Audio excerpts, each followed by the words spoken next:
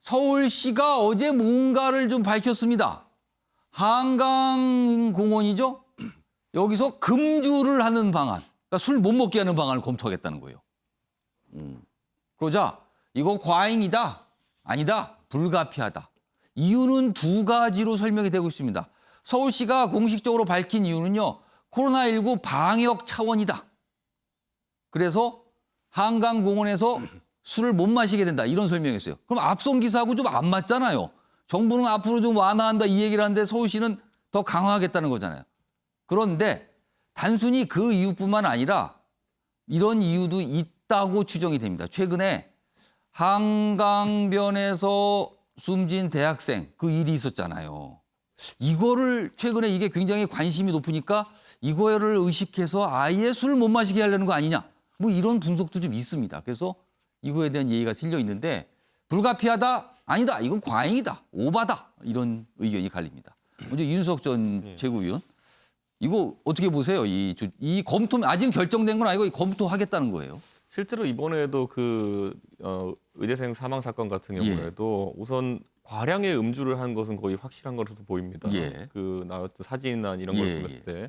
그래서 저는 이 음주라는 것을 사실 뭐 과도하게 제한하는 것도 문제지만은 또 지금까지 저도 한강공원에 가끔 가보면요, 가볍게 맥주 한 캔 마시고 이런 분들도 있지만은 진짜 계속 앉아가지고 몇 시간째 드시는 분들도 계시거든요. 사실 단순한 약간 한 잔 마신 정도가 아니라는 거죠. 그렇죠. 제가 편의점에 가서 맥주를 사려고 저는 그냥 한 캔 사서 이렇게 나오는데 어떤 분들은 진짜 저걸 저 같으면 한 달 마실 양을 그냥 한 번에 들고 가시는 분도 계시거든요. 저는 그렇기 때문에 서울시에서 그런 어떤 과도한 음주에 대해 가지고는 방역과 더불어 좀 제한하려는 의도가 있는 것 같다, 이런 생각이고요. 근데 과도한 음주인지 아닌지가 이게 애매하잖아요. 그래서 이게 그걸 또. 필터링하기 어렵기 때문에 지금 다 막는 방향으로 가고 있는 것 같은데, 저는 사실 좀 한강공원에서 그것을 뭐 돗자리까지 펼쳐놓고 진짜 과도한 음주를 하는 그런 문화 자체는 좀 가족들도 많이 가는 공간이고 어린 아이들도 많이 가고 이런 공간인데 보기 안 좋을 때가 덜어 있습니다.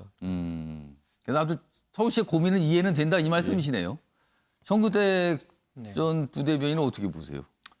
저도 이해되는 측면이 있습니다. 왜냐하면 사실은 말씀하신 것처럼 뭐 맥주 한 잔 먹고 뭐 치킨 하나 먹는 건 관계 없죠. 근데 이제 많이 드시는 분도 있는데 많이 드시는 분들의 특징이 또 그거를 잘 정리를 안 하세요. 왜냐하면 가보면은 뭐 새벽이나 가보면 청소하는 분들이 다 모으는데 쓰레기가 진짜 산더미만 하거든요. 대부분 이제 술 먹다가 그냥 남기고 간 분들이 많아서 굳이 공원에서까지 술을 마셔야 되냐, 한강변에서. 왜냐하면 뭐 요즘 이제 물론 이제 술집에 못 가니까 이제 그런 것도 있겠지만 우리나라 사람들이 또 술을 많이 먹잖아요, 어디 가서나. 그렇게 본다 그러면 굳이 공원에서까지 술 마시고 또 뭐 흥청거리고 또 이렇게 안 좋은 모습, 쓰레기 또 항상 술이 또 문제입니다. 이번에 의대생뿐만 아니라 무슨 사건 사고가요, 항상 술 때문에 일어나거든요. 남과 시비 붙는다든지 아니면 뭐 추행이라든지 항상 또 그게 술하고 연결이 돼요, 사건 사고가. 그렇게 본다 그러면 굳이 또 공원에서까지 술을 이렇게 마시게 할 필요는 저는 없다고 근데 이제 봅니다. 나라에서 뭐 이런 것까지 간섭하냐 또 이런 목소리가 있어요. 근데 등산객 술 지금 못 먹게 돼 있거든요. 여기도 과태료 물게 돼 있어요. 그러니까 아무래도 적게 먹어요. 숨어서 살짝 물통에다 넣어서 한 잔 먹고 그냥 안 먹은 거하고 입 싹 닫고 옛날처럼 술판 벌리고 이건 없어지거든요. 저는 그래서 엄격하게 저는 금해야 된다 이렇게 생각합니다. 박찬호 교수님은 어떻게 생각하세요? 시드니나 싱가포르 같은 데는 야간 심야 시간에 음주를 공공장소에서 못하게 합니다. 그러니까 주간에 우리가 사실은 치맥이 관광객들에게 또 대명사잖아요. 뭐 또 한강변에서 맥주에다가 치맥 시켜 먹는 뭐 그런 그렇죠. 맛이 있다 그래요. 이런 또. 거는 사실은 관광산업을 위해서도 또 국민들의 어떤 뭐 여가를 위해서도 나쁘다고 보지는 않아요. 근데 심야 시간에는 이것이 안전이라든지 범죄 문제와 연관되는 경우가 있습니다. 지금 한강변에 텐트 못 치게 하잖아요.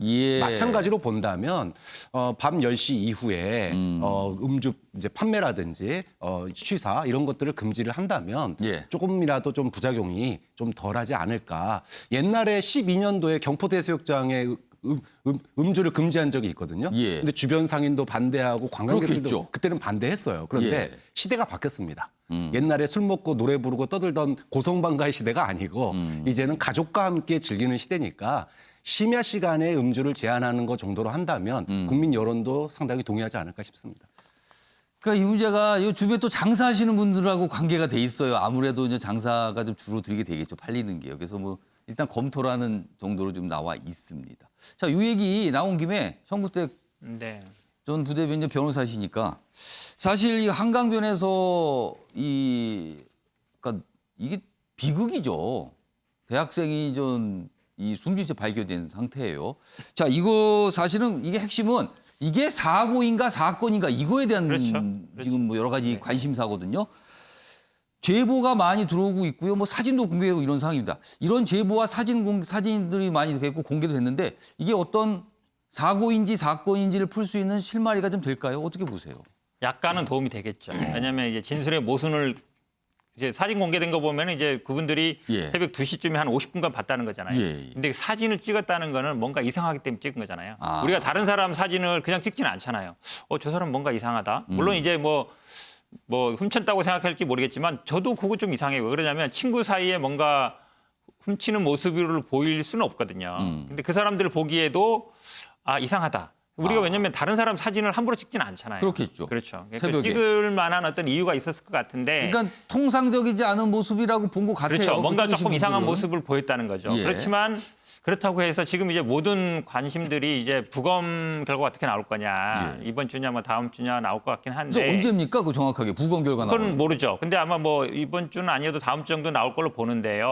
근데 이제 저는 걱정되는 건 그 부분이에요. 그러면 결국은 이제 사망의 원인은 어쨌든 물의 익사로 나올 거잖아요. 그러면 결국은 남는 거는 누군가 뭐 강제로 했느냐 아니면은 스스로 했느냐밖에 없는 사고인가. 거잖아요. 예, 예. 근데 그거를 과연 부검으로 밝힐 수 있겠느냐 문제가 있는 거예요. 예를 들어서 뭔가 뭐 흉기든 아니면 뭔가를 뭐 때렸다든지 쳤으면 모르겠지만 예. 그럼 이제 자국이 남을 거잖아요. 근데 그게 직접 원인은 아니거든요. 근데 육안으로 했을 때도 뭔가 상처 있었지만 그게 직접 사망 원인이 아니라 그랬으면 예를 들어서 우리가 술 취한 사람을 그냥 단순히 밀었다. 근데 그게 부검으로는 안 나오거든요. 스스로 들어갔는지 아니면 단순히 밀었는지 이건 안 나온단 말이에요. 예. 그러니까 부검으로 제가 보기에 이 원인, 그러니까 원인은 나올 수 있겠지만 그 원인을 누가 제공했는지 스스로 했는지 아니면 다른 사람이 했는지 그것까지 나오기는 쉽지 않은 상황 갈 수 있어서 예. 이 사건이 아마 굉장히 지금 목격자도 많고 뭐 CCTV는 보고 있겠지만 지금 예. 핵심은 어쨌든 새벽 3시 40분부터 4시 30분까지 행적이 그 A 씨라는 분이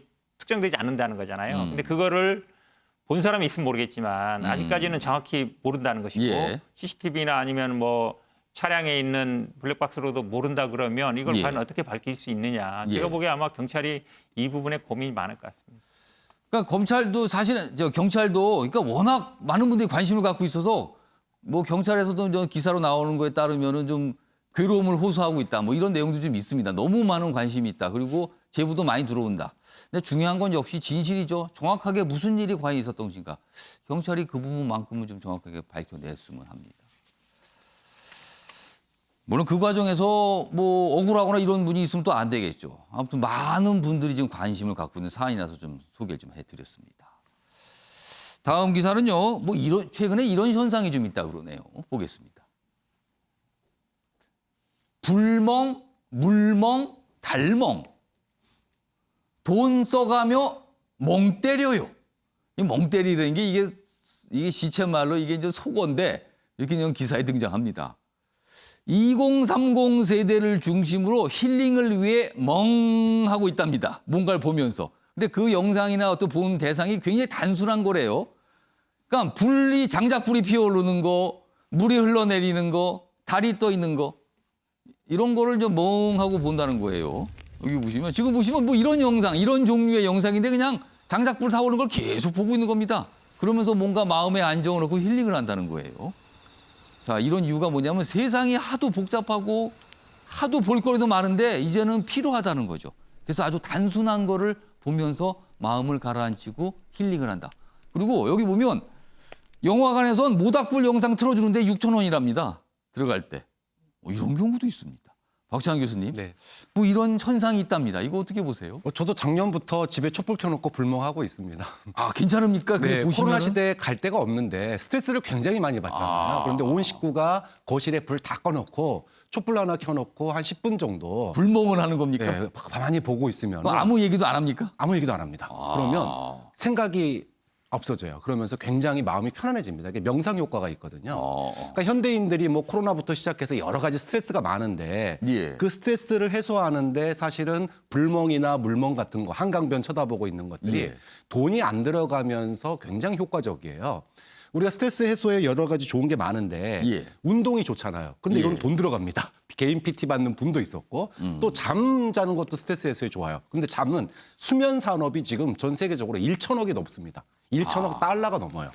그 정도로 스트레스 해소를 위해 돈을 쓰는데 돈 들어가는 것 대비 효과가 과연 얼마만큼 있을지 모르겠지만 예. 근데 요즘에는 코로나 때문에 개인적으로 또는 안전하게 이렇게 할 수 있는 게 집에서 또는 한강변에서 또 극장에서 이렇게 불멍, 물멍, 달멍 하고 있으면 개인들의 이 잡생각들이 없어지면서 스트레스 해소에 상당히 도움이 되니까 해보시면 도움 될 겁니다. 박시환 교수께서는 직접 집에서 가정에서 불멍을 하신다 그래요. 촛불을 켜놓고 그걸 좀 한참 좀 바라보신다고. 그럼 뭔가 차분해지는 효과가 있다고 합니다. 여기 보시면 이거에 대해서 분석을 해놨습니다. 여기 뭐 심리학을 전공하시는 분의 말씀을 소개해놨는데 여기 좀 아랫부분에 보겠습니다. 불멍같이 느리게 움직이는 물체를 보면 명상 효과 같은 것이 나타날 수 있다. 효과가 분명히 있다. 그리고요. 바쁘게 돌아가는 세상에 대한 하나의 반작용으로 멍 때리기가 유행하는 것 같다는 거예요. 그렇습니다. 그리고요. 근데 여기도 약간 문제 제기를 좀 하셨어요. 다만 멍 때리며 휴식을 취한다고 직면한 문제가 사라지지는 않는다. 그렇죠. 당연한 거죠. 그건 그냥 잠시 쉬는 거죠. 현실 문제를 해결하는 시간과 멍 때리는 시간의 밸런스를 맞춰야 된다. 지당하신 말씀이긴 합니다, 이게. 현실을 회피해서는 또 안 된다. 그건 그거대로 있어야 된다. 뭐 이런 분석까지 곁들여져 있습니다.